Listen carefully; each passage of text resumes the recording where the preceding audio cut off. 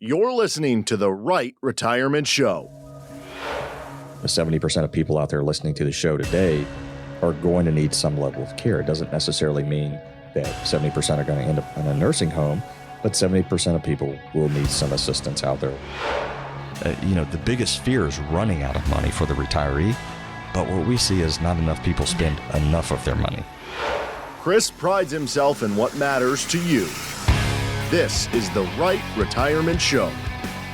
Hello there, I'm Luann Fulmer, and welcome to the RITE Retirement Show with certified financial planner, financial advisor, and enrolled agent Graham Bauer of WG Financial Group. He's here today, of course, to give us some helpful advice about retirement planning, and he is filling in solo today as Chris is away. Now, if you have questions about anything that we talk about, you can reach out to our team. Complimentary, guys. You may call the number or text VISIT if you prefer texting, 256-937-2010. Remember to check us out on Facebook, too, throughout the week. Chris will update anything at WG Financial Group 256, any news headlines that happen that have to do with retirement planning. He will add things on there. The motto here is plan, retire, and play. That's what we talk about. Find us online at wgfinancialgroup.com. And remember, this show is available on Spotify and Apple Podcasts. Just search for the RITE Retirement Show. Graham, so excited to be here with you today. Yeah, great to be with you, Luann. How are you? I'm doing great. So, yeah, you are flying solo again today. So this is fun. Yeah, I know, it's good to be back with just you. I have to say I'm very jealous of where Chris is right now on his family vacation. He's up in grizzly bear country. I guess I'm not jealous of the grizzly bears. I wouldn't be. No. Yeah. I saw that movie. No. Are you talking about the what was that? Into the Wild? The one where the guy with Silence of the Lambs. Okay. You know who I mean? This is terrible. The name's escaping me right now. It's escaping me, but it is so good where a guy does get eaten by a grizzly. It was terrible. And I'm like, okay, never. Well, it's funny. One of my grandfathers, me and Emma do a lot of hiking, and we love going out west when we can and doing hiking. And he loves to send me anytime someone gets eaten or attacked by a bear in the U.S. I get a text from my grandpa, probably minutes after it happens. And he's like, be careful when you're hiking. And, thank you. And we bring our bear spray, but, I don't know. I still hesitate to believe that, a 1,000-pound grizzly bear with massive claws is going to be deterred by some animal-grade pepper spray. But, we'll figure that out the hard way someday. Yeah. Hopefully not. No, that would be horrible. I had some friends that lived in Kodiak, Alaska, and they were hiking and they were in this cabin and they were noticing, oh, wow, a bear's been in here. And just then a bear walks by. Oh, my goodness. I'm like, oh, my gosh. But they traveled with gun in hand. So that's like reverse Goldilocks. The bear goes into the house and eats the porridge while you're gone. Well, good thing they weren't in there. Yeah, thank goodness. But yeah, that was crazy. But anyway, so speaking of crazy, I always like to see what you have for us on Real Talk. You found something really good for us again this week on social media. So it has to do with emergency funds. Tell us about it, Graham. Yeah, so I've seen a little bit of conversation about this online. And the basis of this video was kind of someone talking about why they don't think the conventional emergency fund is a good idea. And there were some decent points, and I'll give credit where credit's due as I kind of go into some of it. But I would have to say that there's a few reasons that I'm a big fan of an emergency fund, and one probably a little bit less talked about. So I kind of want to give two examples of, people that I've seen recently, clients, non-clients, in situations where I do think, they would have benefited greatly from this, or they have benefited from it. The first example I'll say is probably the most textbook, CFP test kind of example I could give, where it was somebody that I knew that, I'd recently had a child, they were married, and both people in the couple ended up getting laid off not long after that. And that is definitely the most textbook example of a time where you want to have an emergency fund. You have a young child, a baby, and, you don't have the income sources that you had coming in, after severance pay comes in or whatever else. So that's the very standard answer that I think people will kind of give if you ask, why is an emergency fund important? Yeah. Yeah. And, I agree with it that in that scenario, it is important. But I'll give another example of where I see it being of use much more commonly, because I don't think all of us are going to be at a point in our lives where, we've just had our first child and a layoff happens. Yeah. Kind of a specific scenario. Right. Yeah. One thing I'll see a lot is clients, maybe they're not even necessarily, not saving because of this, or they're just putting money in 401ks, but they still kind of have a debt problem outside of that, where they tend to still kind of run up credit card debts, just run up car loans, whatever else, to the point where, they're always kind of running a negative cash flow. They don't really have much saved in the bank.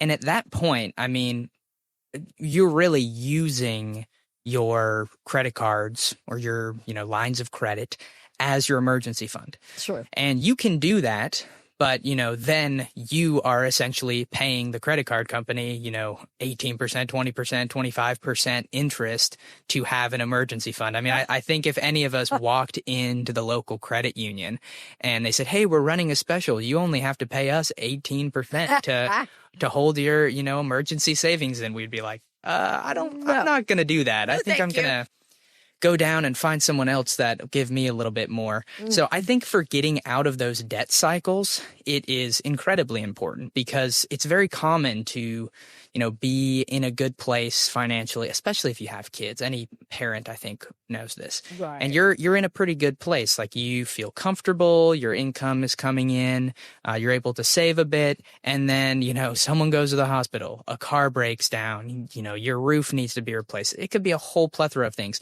Even sometimes just we want to go on a family vacation and you don't have the available cash to do that. Maybe you're even putting money in your 401k, but you don't have the cash available to do it. And so you turn to credit, you pay that interest, and it kind of becomes this vicious cycle where you're working your way back up to zero, for those emergency savings. So I think for that reason, it is pretty important. Now, his point in this video revolved more around what you should do instead of a high yield savings account. And, his recommendation was saying, instead put the money in a Roth IRA, it'll be tax free, whatever else. Right. That's not the worst advice of all time, because yes, you can get your contributions back out. Now, if you were investing that money, I would be totally against that, because you don't want to have your emergency expense money, your, liquid savings invested in, the market, some vehicle that it could be moving up and down wildly. It's like, oh, I could pay for my surgery yesterday, but, after there was some announcement and the market dipped, I can't now. Yeah. So you don't want to get yourself in that situation. But even if you just put it in a money market, yes, you will save yourself a little bit on taxes. But to be honest, Luann, the way that I typically look at it is I would much rather you have your retirement money be your retirement money and your, short-term liquid savings be your short-term liquid savings. I'm not a big fan of commingling these. Right. Because, let's say some year you put $3,000 in your Roth IRA, and 2 months later, it's just sitting in cash, so you don't have to, the interest is tax-free. 2 months later, there's some expense that comes up. You pull back out the $3,000. Again, you can totally do that. And then 6 months later, you say, okay, well, I want to max out my Roth IRA for the year. I got a little bonus. Well, at that point, you can't go back and make a full $7,000 or $8,000 contribution. Really? You can only contribute, 4 if 7 is your max, 5 if 8. Basically, if you make a contribution, pull back out that contribution, you have 60 days to redeposit it. Oh. It'd be considered a 60-day rollover. So you could kind of do like a short-term loan, but most people don't take money out that they're going to have again in 60 days. Like Typically, that it's quick, yeah. Yeah, that's not super realistic. So I would much rather, and I've talked to young people about this before, just to kind of start with, how much, if you're going to, utilize a Roth IRA still while you're building an emergency fund, how much can you afford to forget about every month? Mm-hmm. So if that number is only $10 or $20 a month, I would rather you just put $10 or $20 a month there and get your emergency fund, get your liquid savings to a good level to where you're not going to have to turn around and dip in to the Roth IRA, because it's going to affect your overall return if you're pulling money in and out. you're not going to be able to invest the money aggressively like you should if it's all sitting in cash. And it could potentially, kind of shrink your ability to make those max contributions. So again, I'll agree on the tax-free side of things. Okay. That is a bit of a benefit to have. But, I don't think that's the intended use of that account. And in general, I don't think it should be. So keep your emergency funds. They're great to have. It shifts more and more as to maybe not needing them quite as much once you're in retirement. But for young people in the middle age, even in the 10, 15 years pre-retirement years can be very useful. Very good. Okay, thank you for that. Very, very good. Great information there, Graham. Now, we always like to talk about things that are going on for federal employees. So what do you have for our federal minute? Yeah, today I just wanted to touch really quick on TSP loans. Basically, taking a loan from your TSP, and some of this applies to people just with 401ks as well. This was a topic that I think we maybe hit on in the past. It was something that was maybe a little bit more advantageous a few years ago when rates were lower, but I still think it's a good thing to know about and understand for federal employees. So you have the ability, if you're a federal employee, a TSP participant, to take loans against the balance of your 401k and, essentially pay yourself back for that with interest over time. There are two types of loans. There's a general loan and a residential loan. The general loan is a 12-month to a 5-year payoff. The max you can take is $50,000, but there's like 3 different calculations. It's kind of wonky. TSP, as the government likes to do in many things, they do things differently than the private sector. So if you have a normal 401k, it's an IRS rule, up to 50% of your balance, up to a max of $50,000, or 50% of your vested balance, I should say. TSP is a little bit different, but, if you have a high TSP balance, it's probably going to be $50,000 maximum. Okay. So you can take up to that amount, payback period, between a 12 to 60 month for a general loan. And you borrow that at the G fund rate. So right now, the G fund rate is, 4.25%. That's why I was saying a couple of years ago, people did it a little bit more when you had like a 1.5% G fund rate. The borrowing cost was even lower. Right. But I do kind of want to bring this up mostly for the point of, I see a lot of people come in. I would say, it's probably somewhat unique to federal employees. It's not just federal employees, but they can be a particularly conservative bunch of people investment-wise.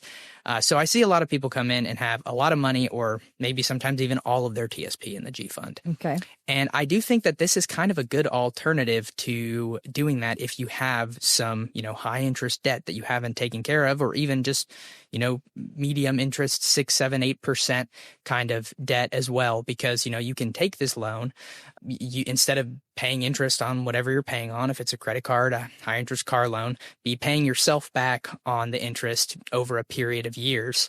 And another thing that's kind of unique about the TSP is, unlike, I think, as far as I'm aware of, most other 401k plans in the U.S., you can actually pay back the loan through direct debit. It doesn't have to be payroll deduct. So what that practically means is, if you leave employment, you can continue to pay on the loan. Typically, if you have a 401k loan, you kind of can't leave employment without either paying all of it off in a short window of time or taking it all as income, potentially with penalty. So it's a little unique for that as well. The other type of loan that I'll hit on real quick, because there's 2 types, is the residential loan. Residential. Okay. Yes. So that one is, very similar in a lot of ways. You have to submit documentation. It's for purchasing homes, building homes only. You can't use it to buy like raw land and things like that. Okay. Same limits on how much you can take out for it. But the payoff period is 1 year to 15 years. So it's a much longer payoff period, and can be a good way to say, even if you're someone who, let's say, is in, your 50s or 60s and you're still a federal employee and you're trying to upgrade and buy a new home, and you're going to have to put some extra money down, your home equity is not going to cover it. Could be a good way to get an even larger down payment down at a pretty reasonable rate. which I think today the G fund rate is, might already said this, but 4.25%. So it's going to be probably a couple percentage points lower than what you can get through normal financing. So I think it's a really interesting option for people in the TSP. And I do think that direct debit option of being able to pay it back after you've actually left employment is a really interesting kind of feature that they have just for federal employees. It's not something I think you really see ever in the private sector. Right. Okay, very good. Interesting. Didn't know about either of those. Of course, I don't have any pension like that, but those people who do, very helpful advice. Thank you, Graham.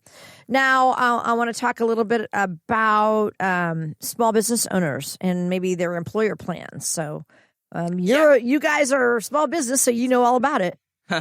Yeah, we do. And it's honestly a pretty complicated topic because there's a lot of different plans for small businesses, and they really depend on, your type of business structure, because every small business is really different. I think a good example of this is, over the last few years post-COVID, there's an article from the U.S. Department of the Treasury talking about the small business and entrepreneurship post-COVID expansion. And that was a real thing. You probably see headlines on, news and other outlets, social media, whatever else, that there are like record numbers of small businesses being started in the last few years. And that is true.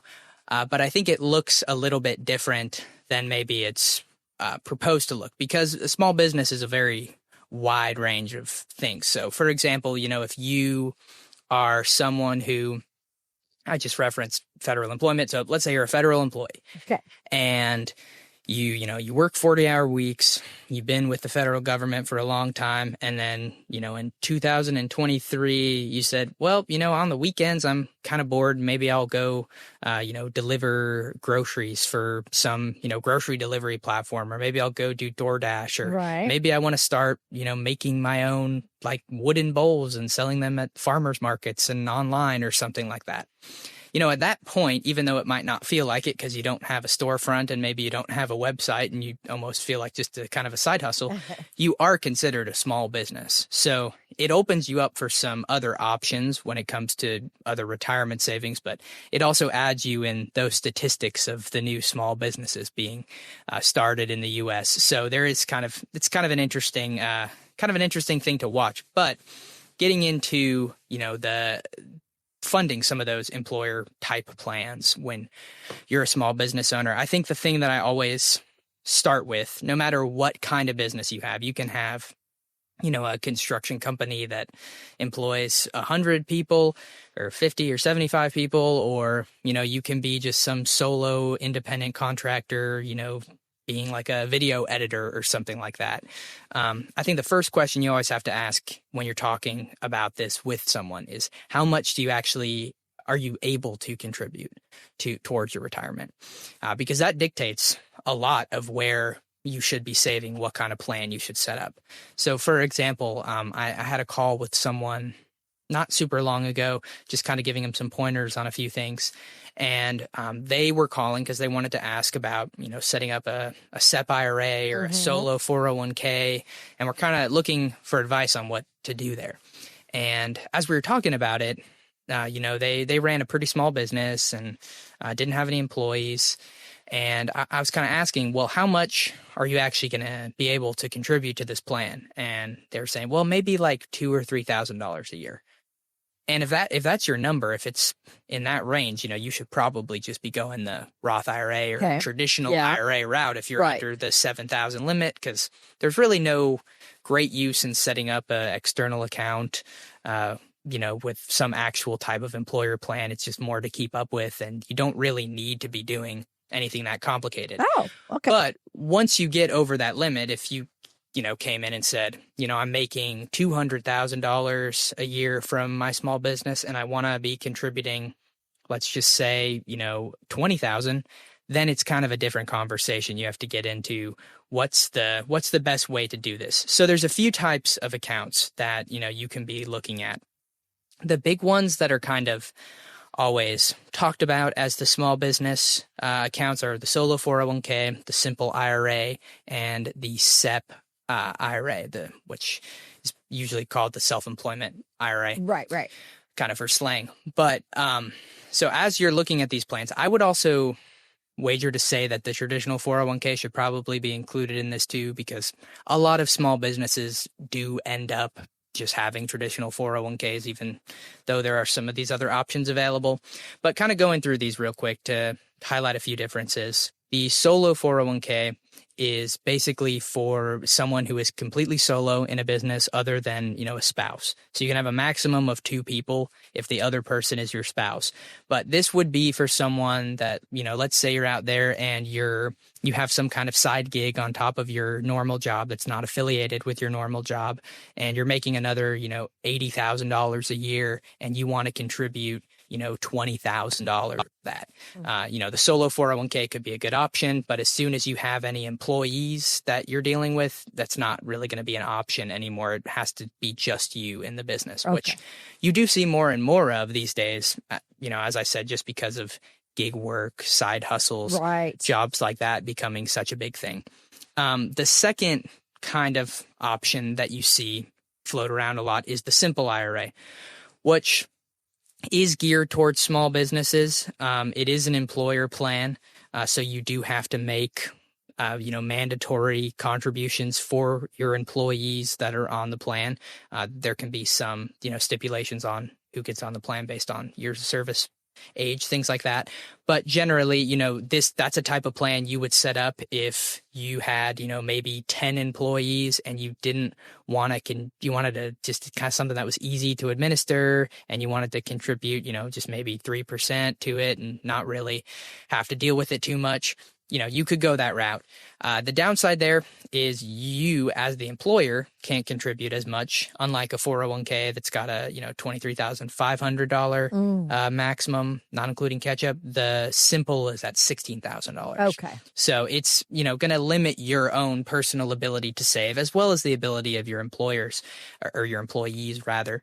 So I would say that is a very rare type of plan to see. You see it from time to time. But it usually in very small companies, someone that just doesn't want to deal with filing the tax forms and the, non-discrimination type things that come along with the actual 401k plan. Right. And then the other option, as I mentioned, was the SEP IRA, which again, kind of sounds like the solo K and the SEP IRA, they kind of sound like the same thing. And they're usually the two that someone who is totally solo in a business will be in between just for ease of setting up or whatever else. But the SEP IRA is also geared more towards someone without employees that they want to make a bunch of contributions for, because, if you do 10% for yourself, 15% as the employer, you have to do that for the employees as well. Oh, you do? That meet certain stipulations. So, I've talked to people before who own, let's just say, some kind of brick and mortar business where they employ some lower level, just kind of clerks, cleaners, things like that. But they are people that are on their payroll. If those people have worked for you for the 3 out of the last 5 years and made, more than like $750 compensation in those years, at some point, if you set up that plan, make a contribution for yourself, you'll also have to make a contribution for those people. Okay. So it's usually used most, like I said, for someone who is totally solo in a business, doesn't employ anybody else, at least, or doesn't have any long-term employees. If you're someone that just, maybe hires some high schoolers over the summertime to help for like a month, but it changes every year, that's not going to affect you very much. So there's a lot to look at when you're kind of comparing the plans, when you're deciding which one is the best for your business. But, I'll jump back really quick to the traditional 401k, because I do think that there is maybe kind of a perception that, that's, at least in the financial planning world, that's not something that people use in smaller businesses. But it really is in a lot of cases. Even pretty small businesses tend to gravitate that route. There are some extra expenses, administrative things. There is things to think about. You have to file, like I said, non-discrimination type things, which, to clarify what I mean by that, it's not like a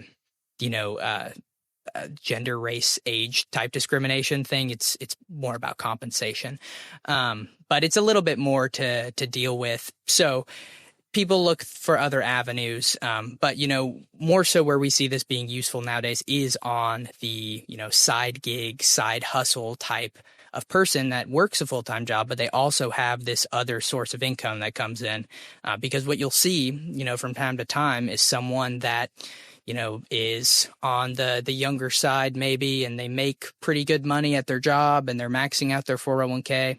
And at that point, if they're doing that, if they're maxing out their Roth IRA, if their, AGI is low enough, it becomes harder to find other avenues to help yourself on taxes, to either be getting more Roth money in or, lowering your overall tax bill.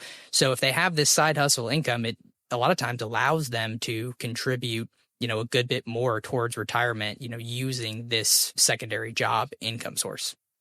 Graham, I got to tell you that I ran into a friend that I haven't seen in years, and I asked her, "Hey, do you guys still live at that same house?" And she goes, "Oh no, we haven't lived there for 14 years." I'm like, "Oh, every time I drive by there, I think about you guys, And she goes, "No, we moved upstairs of our business." So her husband's self-employed small business owner, and they moved in because they needed the money for his business, and that's where they live now. And she said, we're both turning 70 and we won't be retiring for a long time. And I felt, she's a social worker, so I don't think she has any type of a pension, I don't think. But I did feel really bad for them, Yeah, there's a lot of people that end up, sometimes in retirement, but even pre-retirement kind of end up having to do some kind of, extra thing on the side, or if you're a small business owner, make some extra sacrifices, because it can be a very, very tough world to be in.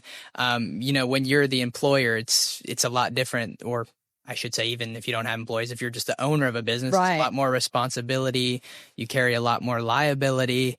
The insurances you have to pay for and the things you have to think about are just, a lot more. It's kind of like, I guess it is literally like this. It's, when you go to a restaurant and you go out to eat, you're just the one eating there. You don't really think about, what it takes to make the place run. Yeah. It's just like, why isn't my food out yet? Whatever else. But there is someone that has to, stress about making sure that all the cooks showed up on time, and the hostesses and the busboys are all there, and everyone's getting paid correctly, and all the, the taxes are getting paid and everything. So it is a big responsibility. Honestly, I'm very impressed by people who are able to balance that on top of a full-time job.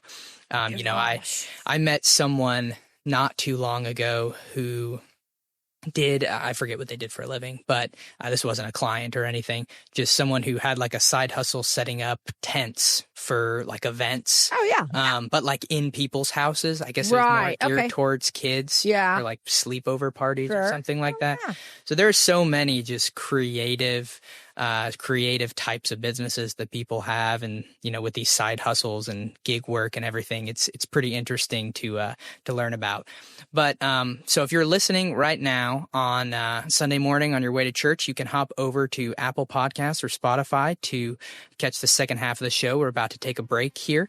The number is 256-937-2010. Again, the number is 256-937-2010. You can call in or text the word visit to the number as well to book a time for your discovery session. Are questions about your financial future, such as, have I saved enough? Or will my retirement last, keeping you up at night? Text VISIT to 256-937-2010. That's text VISIT to 256-937-2010 and schedule your consultation today. Are you a federal employee feeling pressure from the early retirement offers like VERA, VSIP, or the Deferred Resignation Program? Recent government initiatives have introduced significant changes to federal retirement programs, making employees feel pressured to consider early retirement or face potential layoffs. At WG Financial Group, we help guide federal employees through these uncertain times. Our team understands the complex federal retirement systems and can help you make informed decisions. Call 256-937-2010 to schedule your complimentary discovery session with us today. We'll help you assess your options and create a personalized retirement plan to help you feel more confident. Visit WGFinancialGroup.com or call 256-937-2010 to book your session. Firm is not affiliated with the U.S. government. Investment advisory services offered through AE Wealth Management, LLC, an SEC registered investment advisor.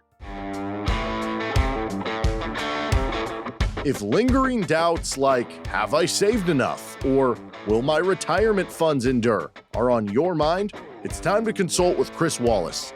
Text VISIT to 256-937-2010. That's 256-937-2010 to book your appointment and get the answers you need. And thank you so much for spending part of your day with us today. I'm Lou Ann Fulmer, here today with Graham Bauer. He's a certified financial planner, financial advisor, and enrolled agent at WG Financial Group. This is the RITE Retirement Show. You know, I do want to mention that if you are the owner or president or HR manager of a business, Chris and the team would welcome the opportunity to hold a lunch and learn for your employees. And they do this complimentary for businesses right here in the Huntsville area. They can help your employees by answering questions they may have about just some of the more complex things we talk about on our show regarding your retirement savings. And they can help ensure that, that your employees are on the path to a successful retirement. So just call 256-937-2010 to schedule the complimentary lunch and learn for your employees, meaning they will bring you lunch and hold a complimentary meeting. All right. So in the world of investments, two approaches often dominate the conversation, and that would be active and passive investing. And it's kind of like, when you're looking to buy a sports car, you're going to get one that's, really a sporty one, or maybe an SUV for families, depending on what you want or what you need.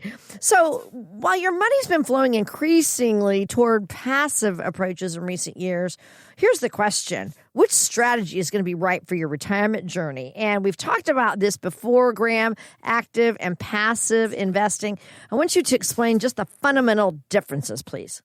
There's a few different sides of the conversation of active and passive investing. There's obviously the side of with individual investors saying, are you an investor who actively is trying to, pick stocks and, move your portfolio around all the time? Or are you just, buying into funds and, letting that be that? But then there's kind of the second layer of, if you are that second person buying into funds, are you buying into active or passive funds? Because, if you're buying ETFs and mutual funds, those a lot of times have fund managers. Some of them are set up to be active. So you're kind of, more or less paying with a fee, a professional to do some of that, or, passive, which is more like a ETF, just kind of tracking an index. I think a good way to kind of think of it is, fundamentally active investing, whether you're doing it individually, kind of on your own time, you just have like a E-Trade account set up, or, a Robinhood or whatever else, and you just buy random stocks when you think the company is going to go up. Or if you're someone that is buying into funds that are actively managed, the goal is obviously to kind of try and beat the market. Where with passive investment, you're more or less just trying to keep up, keep pace, and, get the returns of the broader market. So I think that a lot of times people understand, if they personally are an active or a passive investor, it's pretty easy to look at yourself and go like, oh, do I go around and, monkey around in my portfolio all the time? Am I, getting trade notices from all my buys and sells like 10 times a day? But it's a little bit harder to tell maybe just to the average person if you're, buying into funds that are active or passively managed, because, there's so many out there, and, there are a lot of differences in those two. So again, I think kind of the fundamental difference to kind of think of as you're thinking through, is this an active investment strategy or a passive investment strategy? Is, are we trying to do better than, the underlying index, or get more return than the overall market? Graham, I got to ask you, has technology changed the landscape for these investment strategies? Talk about that and how, innovations have impacted investors. Technology has been, huge Yeah. in a lot of ways. It's pretty crazy to me. I mean, obviously I wasn't around 60 years ago, 50 years ago, 70 years ago, but it's so funny nowadays to think about like standing on, the floor of the New York Stock Exchange, like writing out, tickets for orders and trying to get someone to take it. I think that actually still kind of happens to some extent, but I don't know if it's more of just like a, nostalgic performative type thing, or if people are actually genuinely trading that way. But the technology has definitely, I think, been a good thing in a lot of ways, because you can learn a lot more than you ever could before, more easily. There's a lot more access to information. In some ways it might be easier to avoid some of the, more like stock scams that there were. Not that those don't exist anymore. But, some of those things have been a positive. I think the negative has been also, in a way, how easy it has become to, actively trade. Because I think it leads to a lot of people making very emotional decisions. You see markets move pretty wildly, especially with individual, traders. I think obviously a very stereotypical classic example of this would be what happened with GameStop a few years ago, where, a bunch of people just kind of ran up the price like crazy, that they could kind of do that very easily, very quickly on the retail side. Because you basically just pull out your phone and, transfer some money over and type in an order.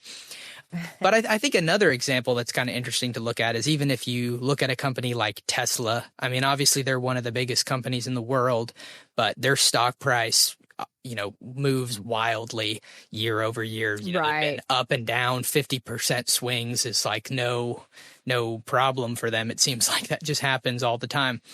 But, one interesting thing about them is they're about somewhere between 40 and 44% of that whole company is owned by individual investors. So when the stock price is moving, it can move pretty rapidly, even compared to some of the other largest companies, because there's so much emotion in that when you're dealing with a bunch of individual investors. And if you look at, compared to, some of the rest of the Mag 7, the, other large companies like Meta, Amazon, Apple, Nvidia, Google, their average ownership on individual investors is like 17, 18%. So there's a little bit less emotion tied up in that when you're dealing on the institutional versus the the retail side, with everybody kind of getting their hands in and trying to time everything all the time. So it's become a very interesting dynamic. I mean, you even probably saw it to some extent, not totally, but because this was more than just individual people, but with everything with the tariffs and the tweets going out and everything, how fast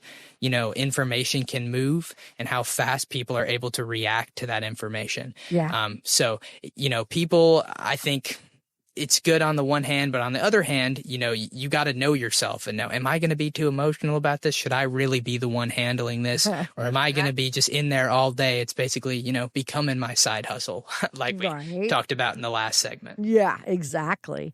So, when you're comparing investment approaches, a lot of times, people look at the performance and fees and all that, but taxes can actually impact the bottom line as well. So let's talk about that and how active and passive strategies do differ when it comes to tax implications for retirees. Yeah, so we did I think pretty much half of our show about this a couple weeks ago. Yeah. So if this is something that, you're listening and you're really interested in, I'll plug it again. You can hop over to Spotify, Apple Podcasts and get the show. I'm not sure what the title is off the top of my head. But we did, probably a whole half hour on the, tax implications of passive versus active investing in brokerage accounts and things of the sort. So this mostly applies to, non-qualified brokerage account type investing. So when you're talking about an IRA, a Roth IRA, a 401k, a SEP IRA, SIP, any of those type of, tax qualified accounts where the gains and the interest and the dividends are all kind of, wrapped up in that account. They're not all flowing through to your tax return. You're not going to run into this like you would for, non-qualified brokerage account type investments. So just to kind of recap some of that, a lot of active funds, and this is typically when I say active, I'm going to be referring to mutual funds. That's the most common place you'll see this. you will maybe, let's just say you have, $500,000 in a brokerage account, and it's, invested in the S&P 500, half of it in bonds, and it generates some interest from the bonds, but you know that ahead of time, but then you look at your tax return at the end of the year and you say, why do I have like $17,000 in capital gains on my tax return? I didn't sell anything. I just bought this fund and I've been holding it for long-term investment.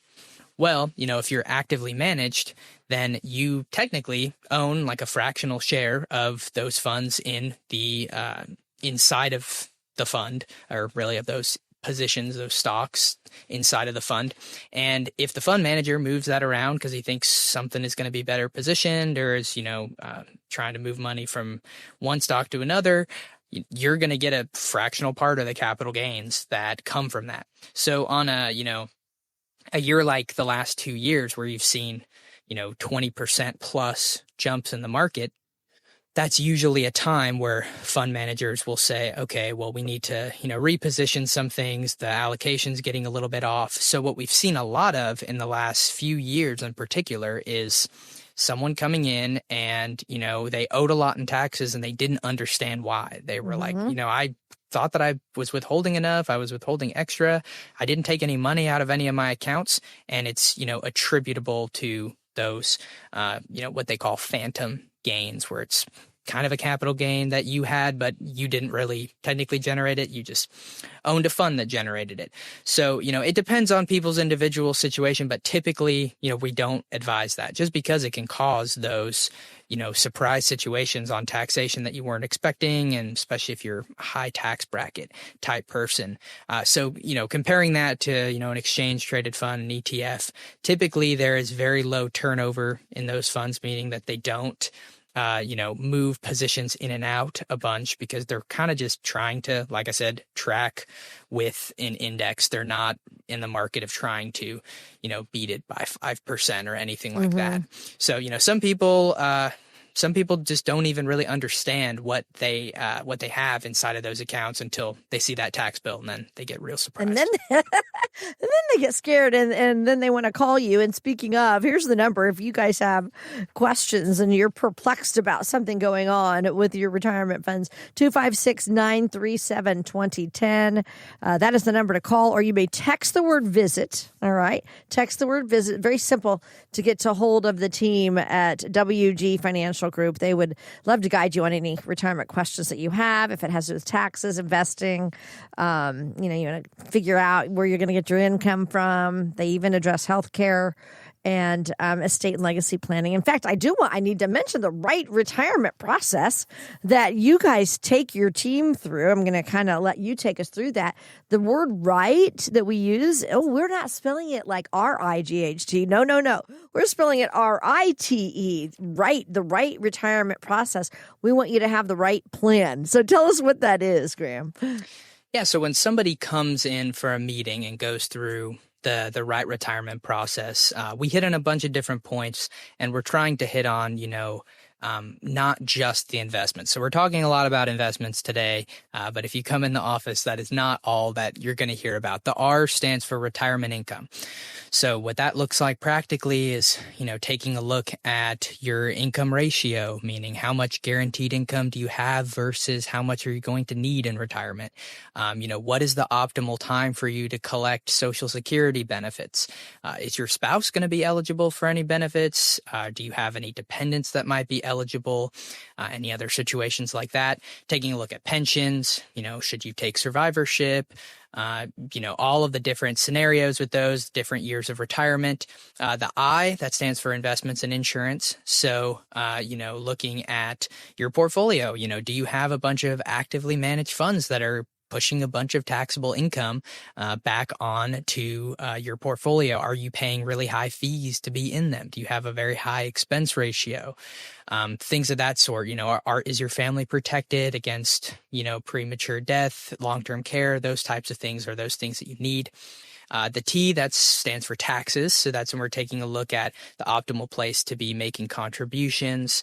Roth conversions, charitable giving strategies, post-death giving strategies, all those types of things. And then the E is estate planning. So making sure you have all your documents in order, that, your family's not going to have to clean up a whole mess after you're gone, and just make that as smooth as possible. So, that's the process that we go to. We kind of score people on those different categories. We always say it's not to tell you that you're doing a really bad job. It's just to say, hey, here are some places where you might not have been thinking about there being some inefficiencies that you can improve on, really. Yeah, I can't imagine not going through retirement with a, sort of a guide, and a plan. And that's why we do this show. We want to make sure that you have a well thought out plan and what you're going to do with your assets in retirement. You've got your dreams. We want you to plan, retire, and play.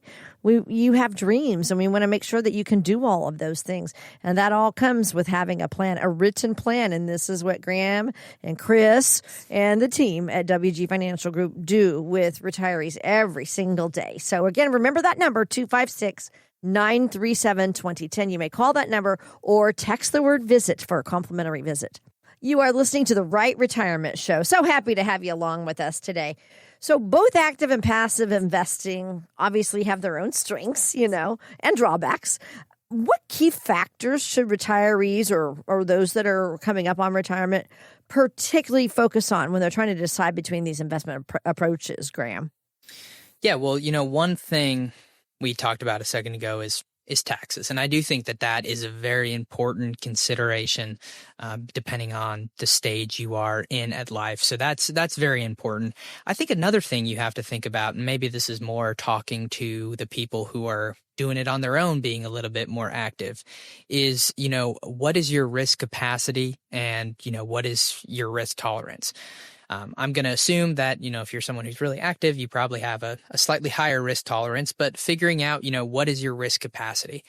So meaning, how much risk can you afford to take at this stage in your life? Because, when you're 20, 30, 40, if you're, messing around a little bit with funds on the side that you're just like, oh, I like this company or whatever else, that's not really a big deal for most people, as long as they're not making that their whole retirement picture. But, once you get to a stage where it's like, okay, I actually need this money in the near future, whether that's I need it 5 years from now, whether I need it in a couple of years, or whether you're withdrawing from it today, what can I actually afford to lose if I'm going to be, very aggressive, very active with these funds? So I think that's something to definitely think about. And then from there, you do also have to think about what your risk tolerance is and say, maybe I've been active most of my life. Maybe I've been, purchasing stocks and trying to beat the market and whatever else. But, now that's kind of starting to freak me out a little bit. I'm getting a little jumpier. That might be a time to say, hey, maybe I need to take a more passive approach. Maybe I need to be a little bit more conservative, which can be a hard thing for people to do sometimes. I was talking to someone recently who, had kind of got really spooked a couple of years ago. And I've talked to a few people like this with, the drop in 2022. And he was kind of saying after that point that, he went a lot more conservative than he had ever been before, just with his own personal investing. And yeah, he's missed out on a lot of return the last 2 years. But his perspective on it was, I don't really care because I feel infinitely more comfortable than I did when I was being a little bit more aggressive and a little bit more active with the money. And so I think you have to think about that is, you can't just be in retirement and look at the S&P 500 and say, okay, I need to get this return, or I need to get even a better return than that. Because, in order to do that, you're going to have to take on, a good bit of risk, probably be 100% stock, which most people aren't. So it becomes a question of, what is your mental well-being? What is your comfort worth? If that's worth, in my opinion, I think that's worth giving up a little bit of return for, to say, I don't go to bed nervous that I'm going to wake up tomorrow late and, there's going to be a huge drop and I'm not going to be able to, go on my vacation this year or whatever else. But to be able to say, I saved all this time and now I'm going to transition more to preservation rather than just a full growth mindset. So, I think it's something for people to think about, to make that transition, but it's a hard transition to make. And a lot of people, especially people who are aggressive throughout their lives, have a hard time saying, okay, maybe it's time for me to slow down a little bit. I know one thing my grandpa always talks about is that at some point in life, he kind of decided he didn't want to ride motorcycles anymore. He's just like that. Just, I did it my whole life, Right. but if I fall off at this point, I'm going to get a lot more hurt than I would have if I fell off when I was 20, 25 years old. Yeah. And I think the same thing is true for a lot of people investing, to say, hey, if I mess up, if I fall off the road at this point, that's going to hurt way more than it would have 40 years ago. So you have to be managing that over time and kind of letting, both your risk tolerance and your risk capacity, kind of try to find that equilibrium where you can feel comfortable and still, be keeping up with inflation and getting some level of return. Okay, so this is totally off topic, but kind of like your grandfather. The other day, I was going to do a somersault. Do you know how long it's been since I've done a somersault? So wait, hold up a second. Why were you going to do a somersault? It's a long story. I was giving an example of how when I was a little girl, I was swimming in a very shallow pool and I got stuck upside down doing a somersault. Oh my goodness. Yeah, no, I was kicking my legs. My son-in-law couldn't understand. And so I was going to explain it and I got scared. I'm like, I can't do it. My brain could not do a somersault, Graham. So it made me mad. So last night, I did it again. I'm like, I'm doing a somersault. And when I did it, oh, wow, it is not the same as it used to be when I was little. I'm like your grandfather in that I felt it all along my back, and I'm like, oh, wow, things change. I'm with him. Things change as you get older. Yeah, there are just those muscles that you don't work anymore at some point. I know even, I'm not at the age yet where I should have back pain, and I usually don't, but if I used to do gymnastics and stuff as a kid. And if I try to do like a handstand or something now, or a cartwheel, it's just like, it hurts. Yeah. But there are muscles that you just don't use anymore. Yeah. So. And you used to not think about it. But anyway, I digress completely, but I do understand what your grandfather's saying on that riding a motorcycle.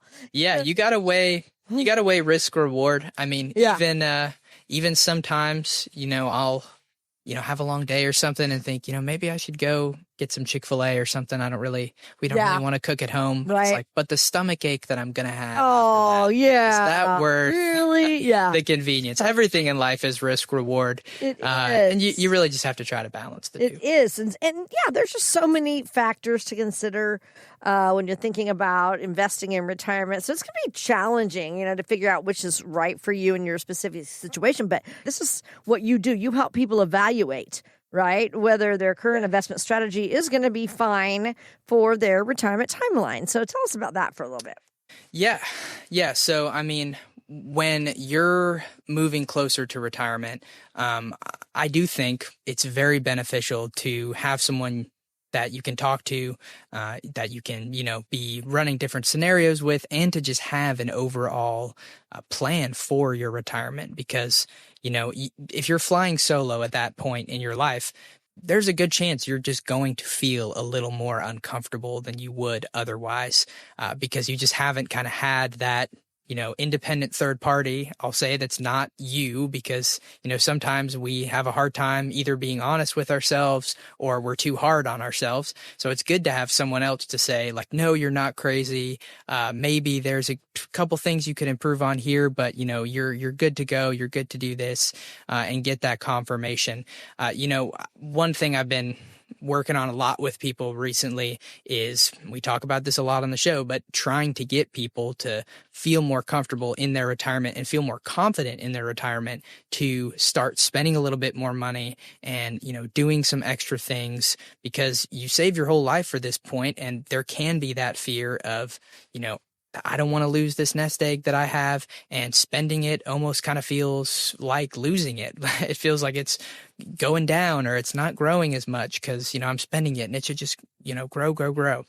And I do think you need to be able to have someone pushing you to say, hey, you guys, you've won the retirement race. You're there. It's time to go out and, make memories with family, use the M&M money, like we like to say, make memories money, go do some extra things. So I think if you're someone who's in retirement, a question that I'll often ask if people are saying, we're comfortable with our income. We don't feel like we're really penny pinching or whatever else. We kind of just have our lifestyle.